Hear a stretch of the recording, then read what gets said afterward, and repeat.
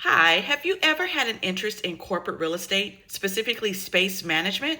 Well, if you do, or maybe if you don't know what space management is, then check out this video. Now, this video is a shorter version to a longer video I created, but it walks you through real life career paths of professionals in the space management area of corporate real estate. So, my name is LaShawn Parker of LP Real Estate Consulting, and I want to share with you the many career opportunities that exist in all three core sectors of real estate. That would be residential, commercial, and corporate real estate. But this episode, this video is focused on space management in the corporate real estate sector. So follow along, listen to this video, subscribe to my channel, and discover so much information that will help you shape your career in real estate.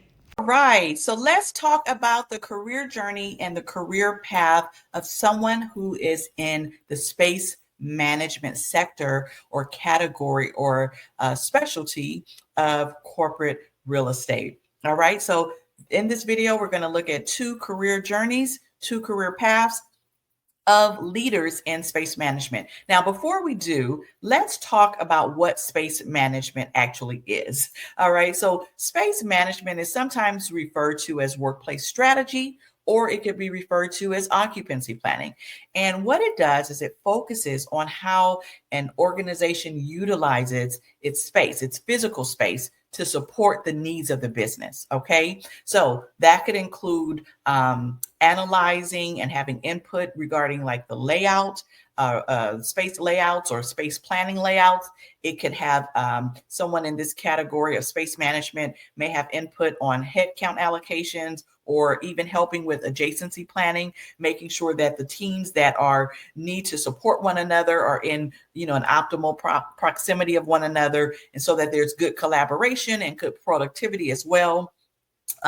Within space management, you're really analyzing like space utilization data.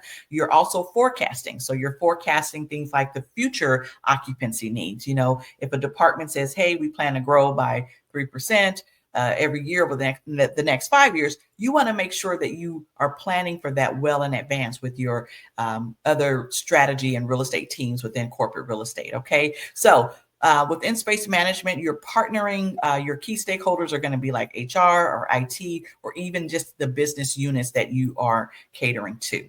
All right. So let's dive into the first professional profile and career journey of a corporate real estate space management professional. That's a mouthful. All right. So this person started out as an event coordinator at a design center. They were in this role for a total of 2.5 years.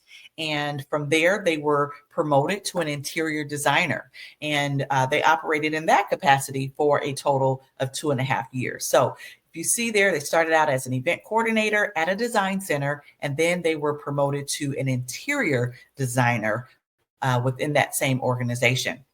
Now, from there, they did leave that company and they moved to a different company in which they became a project coordinator. Now, this still aligns with the real estate team of this particular company, and they were in the capacity of a project coordinator for a total of 1.5 years before being promoted to a project manager. Now, they operated as a project manager, again, within the real estate team of this organization for less than a year before leaving. They didn't leave the company. They were promoted to a coordinator of space and occupancy strategy.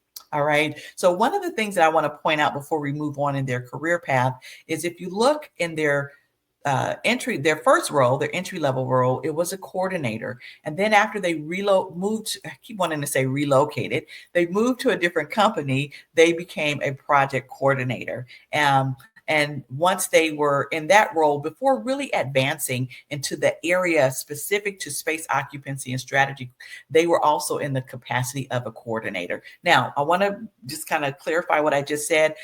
All of their roles in some ways related to space and occupancy strategy, but this is the first role in which they held the title of space and occupancy strategy coordinator, which they were in this role for 1.5 years. And from there, they were promoted to a space and occupancy planner. So again, they went from that coordinator role to a planner role. They stayed in that role again with the same company for 3.5 years before being promoted to a manager of space and occupancy planning and strategy. So I really like how their career path started out as an event coordinator at a design center, and it evolved into a space and occupancy planning and strategy manager. So they've been in that role for a total of 1 year. That's also their current role. And let me see, 1, 2, 3, 4. The last 4 roles, the current role plus the 3 prior, were at the same company. So this person is seeing a good level of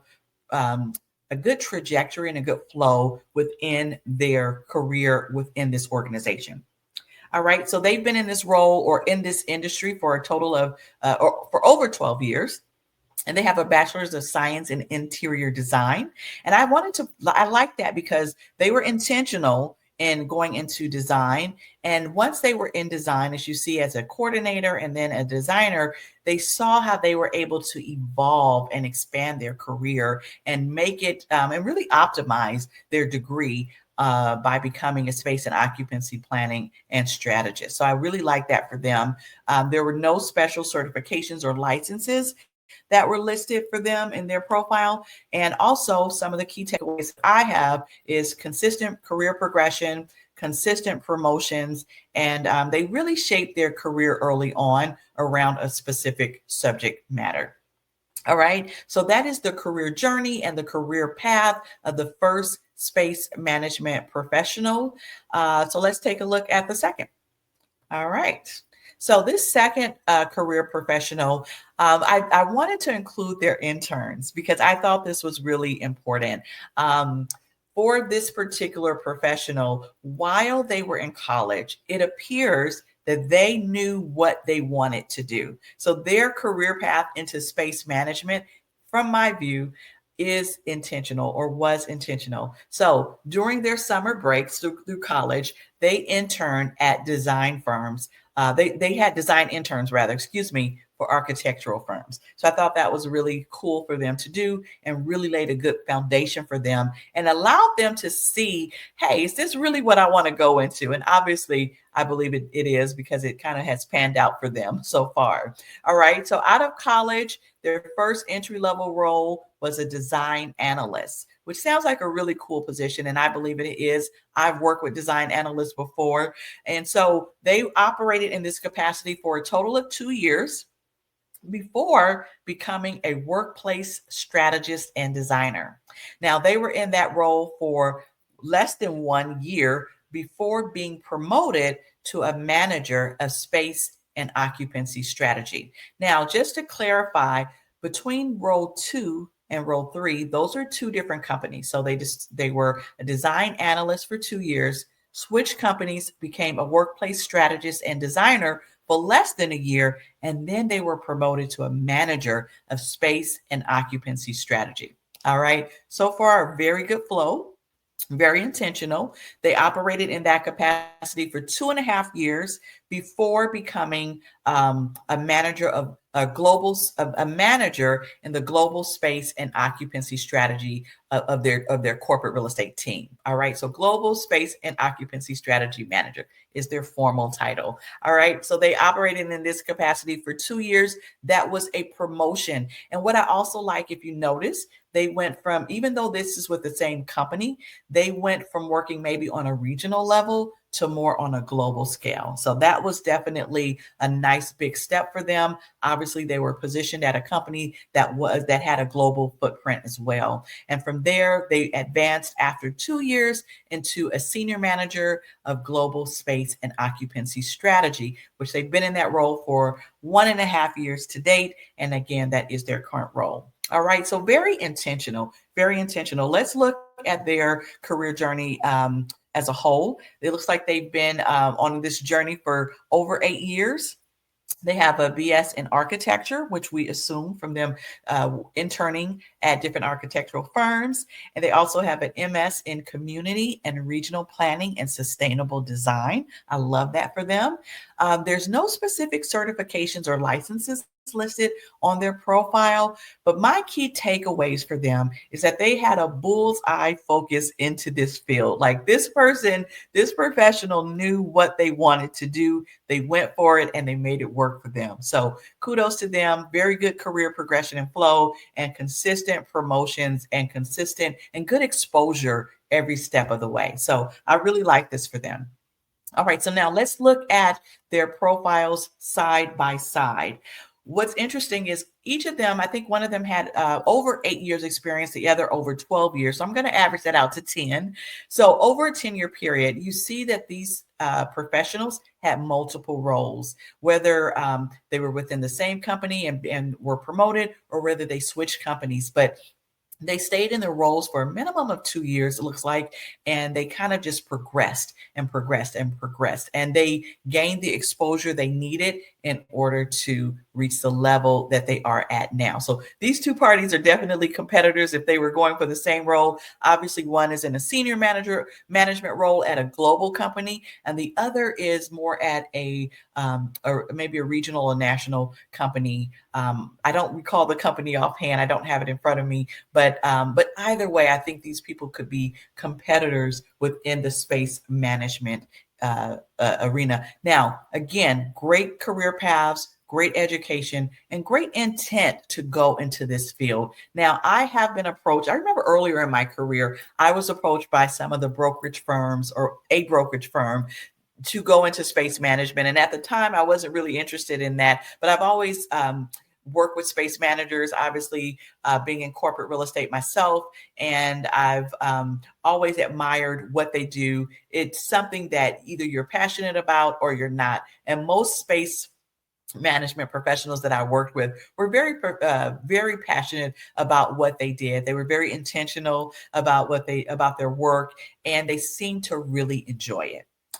So that's my experience with working with space managers or others in the space management field. All right. So we have a few more categories to look at in this video series. If you are watching just a shorter episode, which is only focused on space management, this video is a part of a longer video in which I review various paths of leaders in the corporate real estate space. So look at my YouTube channel and look at the longer video. Check it out. Let me know what you think. Let me know if you have any comments or questions. I love to answer them and interact with you in any way possible. And also visit my website. I have to throw the plug in, lprealestatecareers.com. I have free books you could download. I also have a course that goes through all the career opportunities that are available in corporate, residential, and commercial real estate. All right, so I'll see you in the next video. So there you have it, part 2 of our corporate real estate career series, in which we walk through real life career paths of professionals. Now, if you found this video helpful to give you a view and a perspective of how to build and grow your career in corporate real estate, mainly beyond, but not exclusive of, but mainly beyond sales, leasing, and property management, then guess what? I'm doing my job. I'm fulfilling my goal and my vision for LP Real Estate Consulting. But look, I encourage you, before I do that, let me recap. In video 1, we talked about leadership and strategic roles in corporate real estate. And in video 2 that you just watched, we talked about operational and workplace roles. Okay, now this is just the beginning, because I'm also going to expand beyond corporate real estate, and we're going to focus on commercial real estate as well as residential real estate. So stay tuned for that. If you like and subscribe to this channel and to this video, you definitely will be alerted when those new videos are released. So please subscribe or share this information with someone who you know may be interested in real estate as a career. Now, I also want to let you know about other resources, free resources that I've created on my website at lprealestatecareers.com. On my website, I have free ebooks that you can download. And there's at least 5 that you could download for free that give you great information about building a career in real estate. Now, again, my focus is on residential, commercial, and corporate real estate careers. Now, I also have a very extensive career course that is available on my website. And in that course, I really take a deep dive into the careers that are available in all of these 3 sectors of real estate. And I don't just talk about the titles, but I also talk about what you'll really do in those roles, how much money you can make in those roles, and what you can really expect. So hopefully it'll help you to be more intentional in building and establishing your real estate career. So look, thank you for watching. Again, subscribe to this channel and stay tuned for more upcoming information about careers in real estate. Talk with you soon.